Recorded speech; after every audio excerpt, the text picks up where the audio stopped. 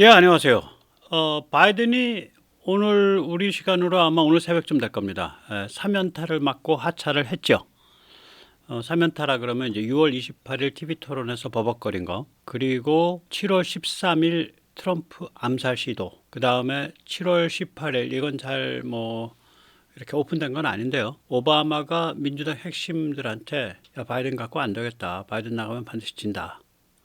그렇게 얘기를 했다 그래요. 원래 오바마랑 바이든이 좀 사이가 좀 뜨아하죠. 예, 뜨아한데 저 팔짱 끼고 옆에 있는 거 보세요. 현역 대통령인데 얘는 내가 만든 애야. 뭐그 오바마는 그런 폼 잡고서 항상 바이든을 대했죠. 그래서 이 3연타를 맞고 바이든이 이제 내려왔습니다.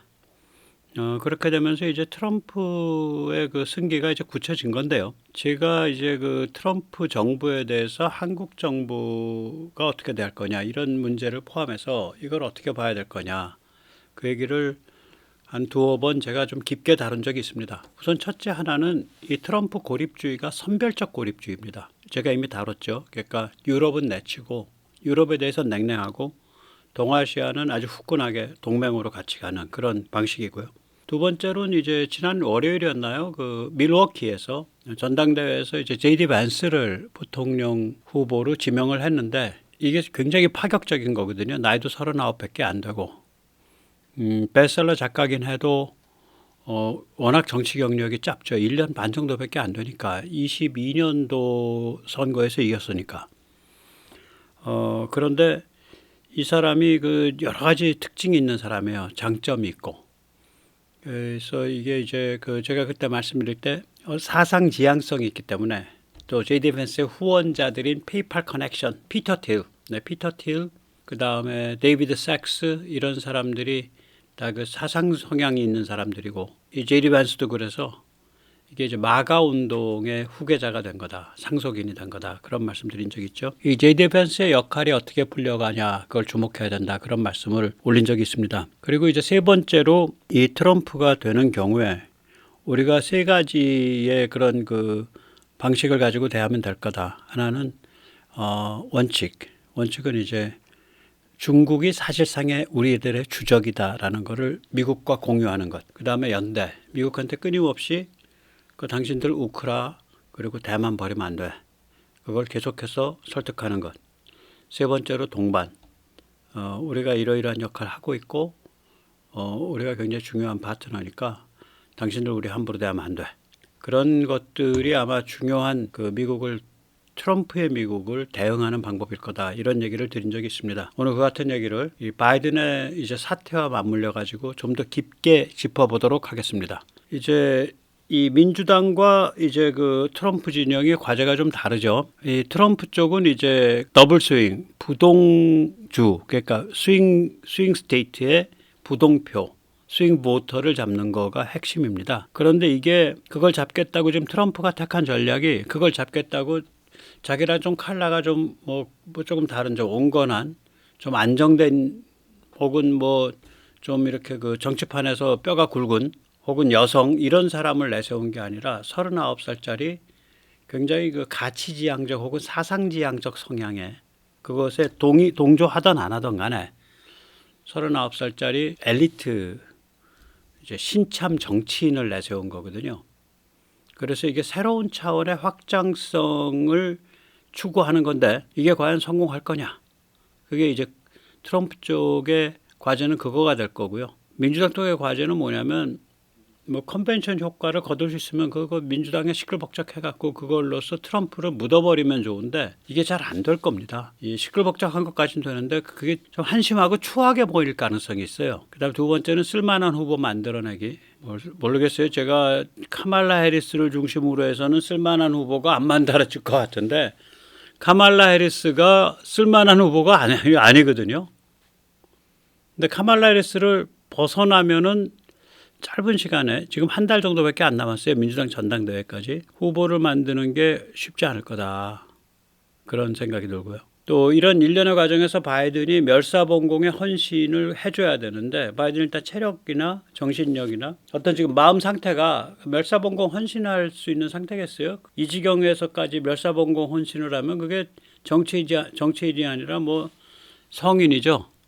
그건 기대하기가 좀 곤란하죠. 그래서 좀 민주당이 지금 각이 좀 안 나옵니다. 여기서 세뇌 탈출 자구동의 부탁 말씀 올리고 좀 더 깊게 그 원리를 짚어보도록 하겠습니다. 아시다시피 세뇌 탈출은 광고가 잘 붙지 않습니다. 붙더라도 천천히 붙는 경향이 있습니다. 도와주시면 보다 좋은 컨텐츠로 찾아뵙는데 커다란 힘이 되겠습니다. 감사합니다.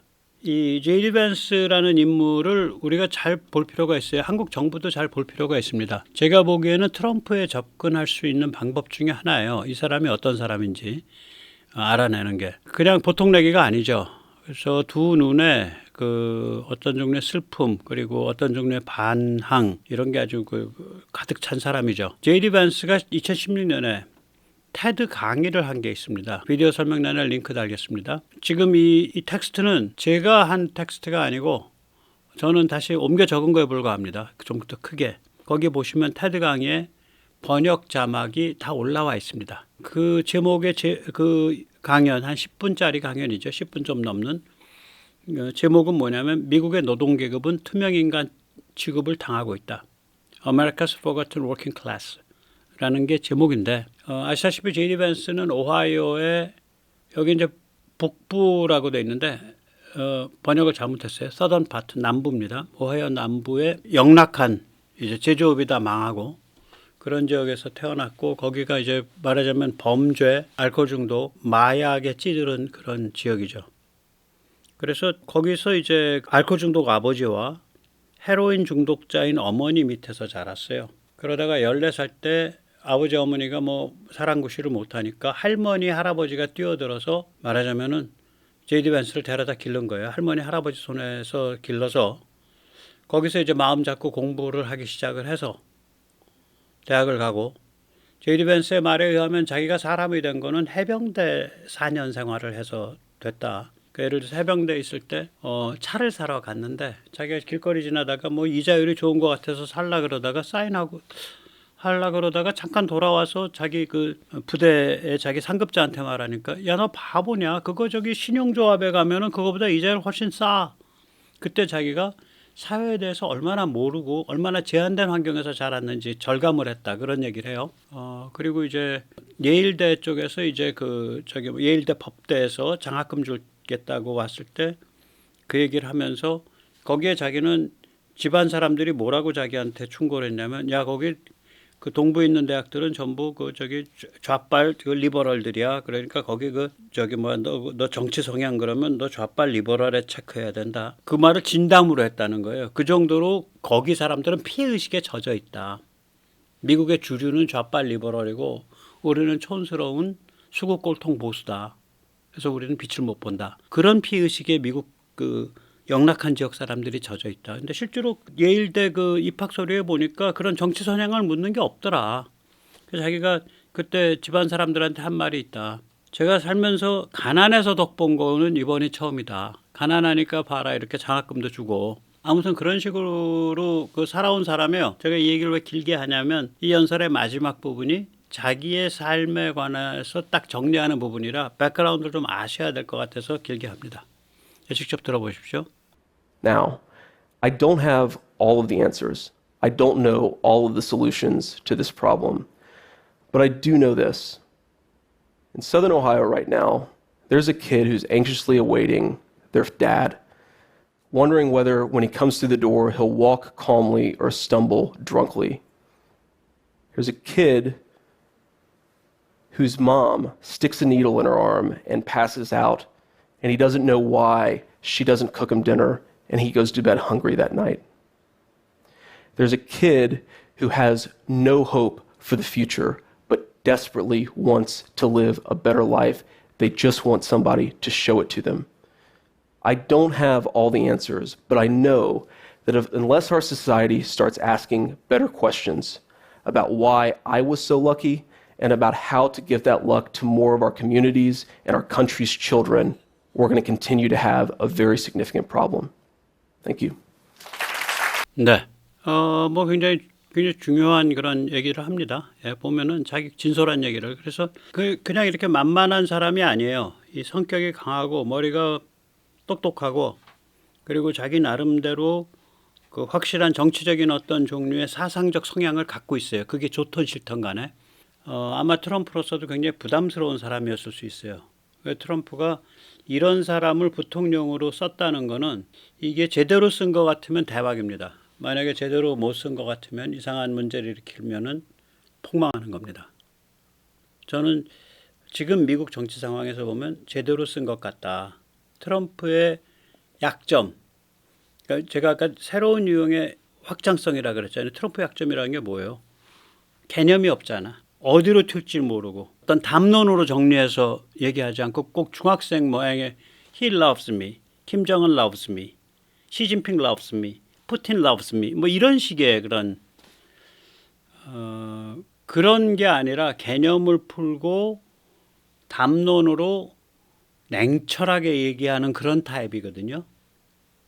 지금 여기서도 그러잖아요. 그래서 지금 그 미국의 보수 성향의 젊은이들한테 무지하게 열광적인 지금 그 지지를 받기 시작했습니다. 그러니까 머리가 있고 이론적인 보수당 젊은이들이 트럼프에 대해서 거리를 두고 있었거든요.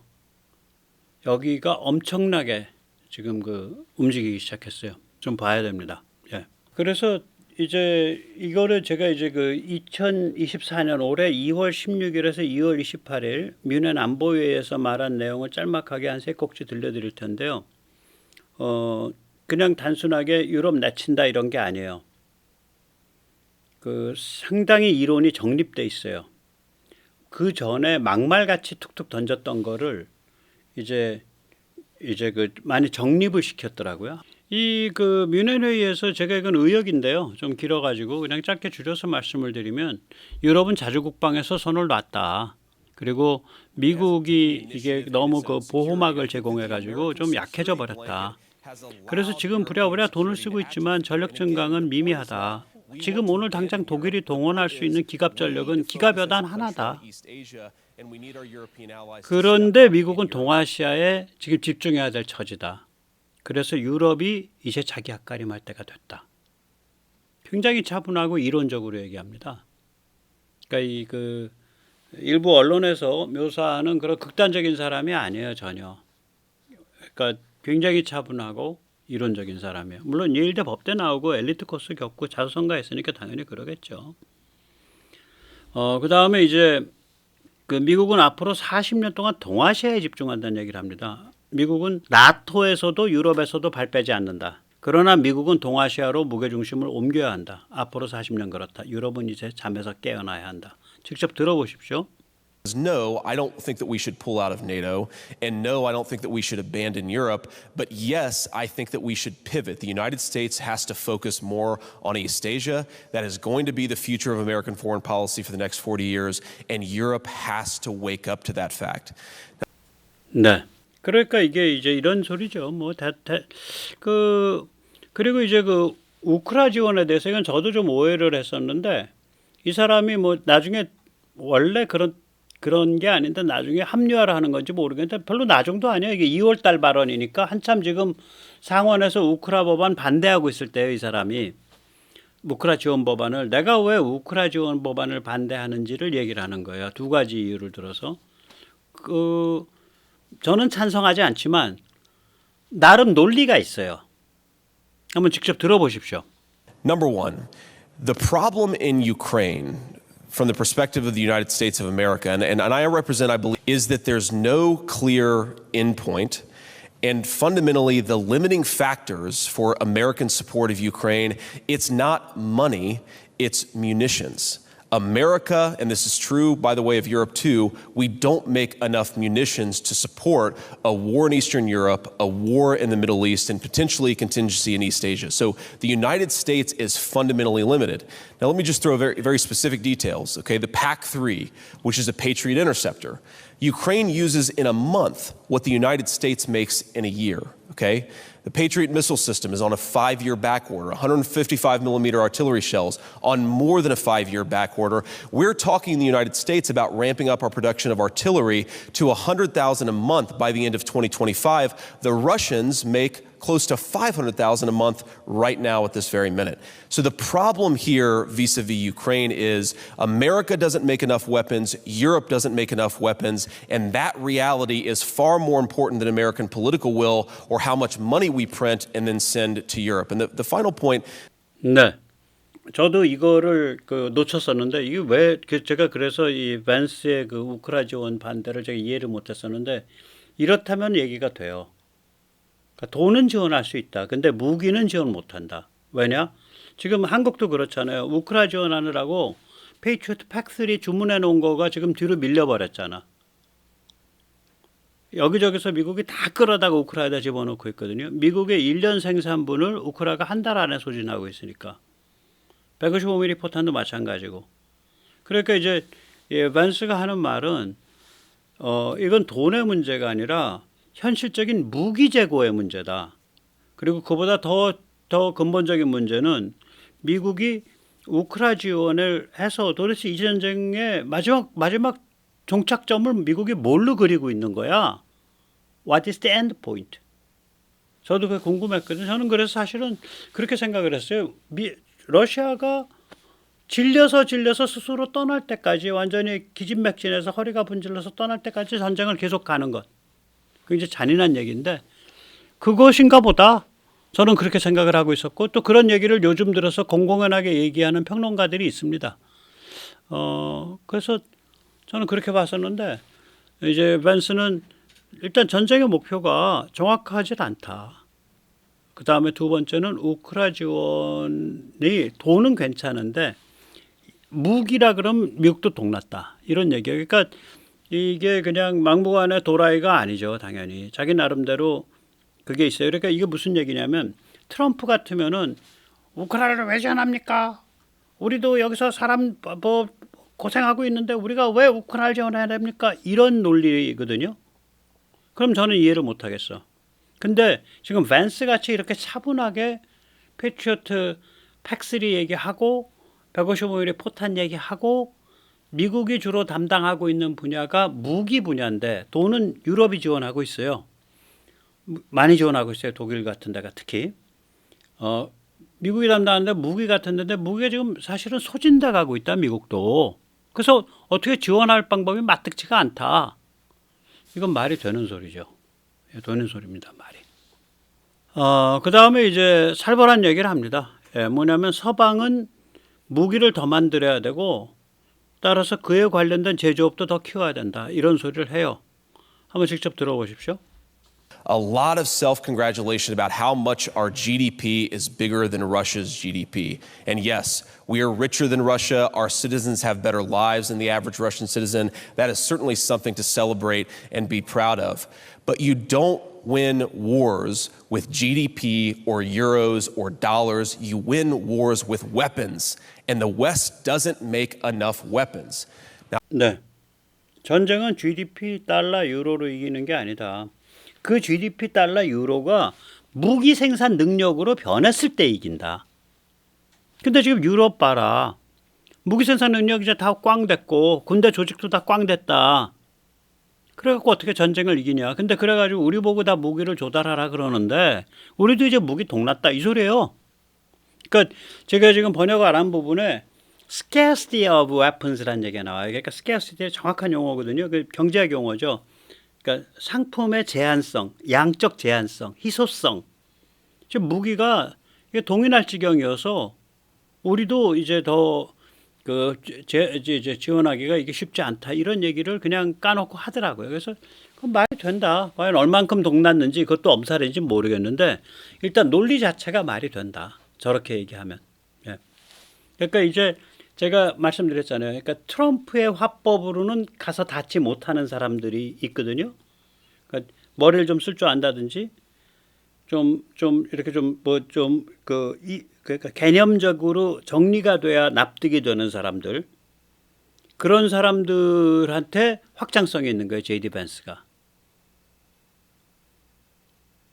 트럼프는 좀 감성적이고 좀 그렇고. 그 다음에 이제 제이디 밴스의 또 다른 이제 기여가 있을 수 있다고 보는데 이 그 트럼프 특바들, 그러니까 이 마가 마가의 대중 기반이니까 얼마나 사납고 편협한 사람도 많겠어요. 대중에너지가 폭발할 땐 그 사납고 편협한 게 한꺼번에 다 튀어나오거든. 섞여갖고.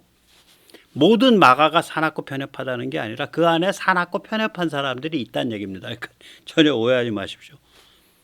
그러니까 이제 제이디 밴스 튀어나오니까 저 개땡땡 저거 옛날에 2016년에서 2021년까지 트럼프 씹던 놈 아니야. 왜 저런 애가 왜 우리 부통령 후보래. 야, 쟤 치워라, 치워. 이런 비판이 굉장히 많고, 제이디 밴스의 그 아내가 인도계거든요.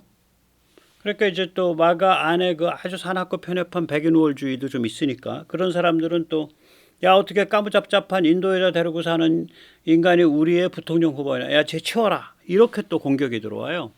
거꾸로 말하면 제이디 밴스가 마가를 고급화시키는 리트머스 시험지가 되고 있는 거라 걸음망이 되고 있는 거예요. 그런 사람들이 마가에 환멸을 하고 튀어나가게 될 거 아니야. 마가 내부에 그런 걸 가지고 토론이 붙을 거 아니야. 옛날에 트럼프를 뭐 히틀러가 될 수도 있는 사람이라 그러고 극렬하게 반대했던 자가 지금 저런 말을 하면서 우리 진영에 왔는데 저 사람을 받아들일 거냐 말 거냐. 그 다음에 인도에 좀 피부가 가무잡잡한 여자를 아내로 맞은 사람을 우리가 받아들일 거냐 말 거냐.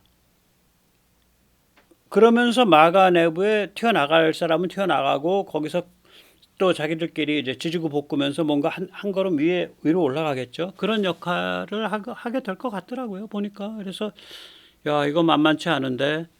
그래서 아마 좀 버거울 겁니다. 지금 민주당이.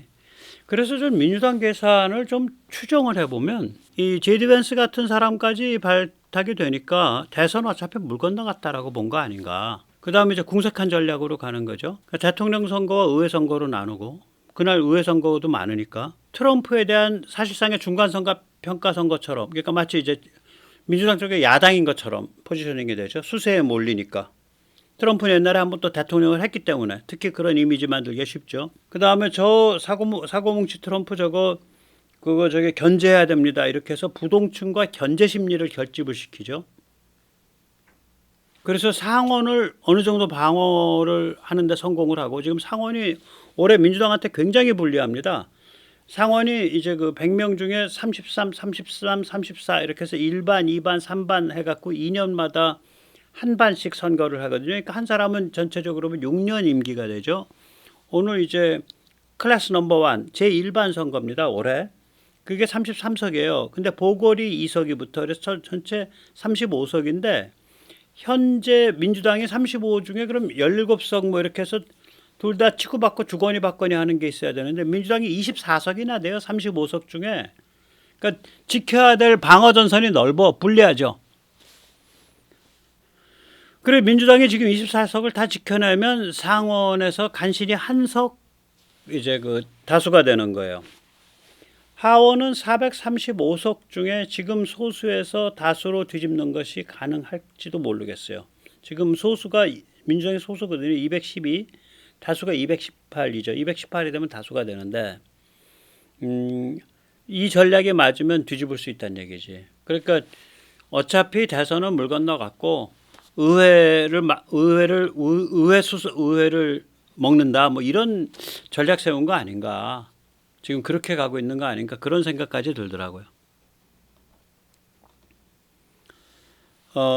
이제 이렇게 되니까 이제 젤렌스키가 이제 제가 우크라 문제, 제가 트럼프에 대해서 굉장히 비판적인 게 이제 몇 가지 이유가 있는데 제일 중요한 건 우크라에 대한 입장이고요. 그 다음번이 이제 대만 같은 거에 대해서 본인도 좀 헛소리를 무식하게 했고 대만이 우리한테 보호비 내야 된다. 아니 보호비를 낼 방법이 있어야 내지. 대만을 지켜주겠다는 계약서를 안 썼는데 어떻게 줘 보호비를. 계약서 쓰면 대만이 얼타 좋다고 내죠. 방위 동맹이니까. 지금은 어떤 상태냐면 대만과 계약서 쓰지 않은 상태에서 미국이 자기 가고 싶을 때 대만주의를 파트롤하는 상태잖아요. 대만한테 무기 좀 팔고. 그러니까 대만으로부터 돈을 받을 방법이 없는 거예요. 우리가 사업해 본 사람들은 그냥 알죠. 어디 돈 보내야 될 때 야, 그 계정을 뭘로 처리해서 보내야 되지? 이런 얘기를 많이 하잖아. 계정을 뭘로 처리해서 보내야 되냐. 그래서 그러니까 계정 처리가 안 되는 거예요. 대만에서 트럼프한테 미국한테 돈을 주고 싶어도. 좀 이상한 소리죠. 예. 그래서 이제 제가 대만 문제의 발언, 그 다음에 이제 우크라 문제에서 이제 지원을 저렇게 막무가내로 하는데 저걸 아까 밴스처럼 이 사정이 이러이러하니까 내가 우크라 지원에 반대한다가 아니라 그냥 막무가내로 우리가 왜 거기 가서 돈 씁니까? 이런 식으로 막 하니까 그건 아니다. 자, 그래서 아무튼 젤렌스키가 이제 상황이 이렇게 되니까 트럼프랑 통화를 했죠. 그래서 이제 트럼프가 이제 그 자기의 그 트루스 소셜, 그러니까 소셜 미디어에 올린 글이 이렇습니다. 저는 여러분의 차기 대통령으로서 세계 평화를 달성하고 수많은 사람의 목숨을 앗아가고 수많은 가정을 파괴한 이 전쟁을 끝내야 합니다. 그런 의미에서 젤렌스키 대통령이 제게 전화해 준 것에 대해 감사하게 생각합니다. 우크라이나와 러시아는 서로 만나 전쟁을 끝내고 변형에 이르는 길을 찾는 딜에 도달할 수 있을 것입니다. 뭐 그런 얘기예요. 비아냥거리지 않아서 다행이더라고. 이 사람 워낙에 막 튀면서 비아냥거려가지고 아마 밴스 같은 사람이 옆에 붙어 있기 때문에 많이 안정화될 것 같아요. 자기의 그 기준점이 생기니까. 아니 대통령이 그 쌍스럽게 튀면 저 묵직한 부통령, 그것도 나이도 한참 어린 주니어인 부통령보다 무게가 너무 안 나가면 안 되니까 이제 좀 무게 좀 작겠지. 가끔 튀더라도 좀 참아가면서 튀겠지. 예. 이 통화에 대해서 젤렌스키는 조금 어감이 다른 얘기를 합니다. 나는 우크라이나의 자유와 독립을 보호하는 것에 대해서 민주와 공화 사이에 구분이 없다라는 점을 트럼프에게 말씀드렸습니다. 러시아에 대한 우리의 저항을 지원해주고 있는 미국에 대해 우리는 항상 감사하게 생각해야 합니다. 당선 후에 우리는 직접 만나서, 왜 당선 후라고 표현했냐면 프레젠트 트럼프라 그랬어요. 그러니까 대통령 트럼프로서 만나는 거예요. 당선 후에 직접 만나서 공정하고 진정으로 지속되는 평화, fair and truly lasting. 공정하고 진정으로 지속되는 평화를 위해서 어떤 스텝을 밟아 나가야 할지 논의하기로 했습니다. 그러니까 그냥 평화는 내가 우리 우크라 사람들이 받아들이기가 어렵다. 뭐 좀 그러니까 뭐 땅 다 떼주고 줄 거 다 내주고 평화해라. 그럼 우리가 어떻게 받아들이겠냐. 참고로 트럼프가 최근에 푸틴이 지금 전선 상태에서 평화하자라고 제안했는데 그거 어떻게 생각하십니까?라는 기자 질문에 It is not acceptable. It is unacceptable 그랬어요. 그러니까 받아들일 수 없다. 그거는. 그래서 이게 여러 번 왔다 갔다 할 겁니다. 참고로 이게 이제 문제라기보다 이제 그 우크라 젤렌스키의 관점을 보여주는 인터뷰인데요. 뭐 쉽게 얘기하면 우리는 장기판 조로 아니다 그 소리예요. 한번 직접 들어보시죠. When Donald Trump said last year that he thought this war could end within 24 hours if he was to meet both you and Vladimir Putin, what did you make of that?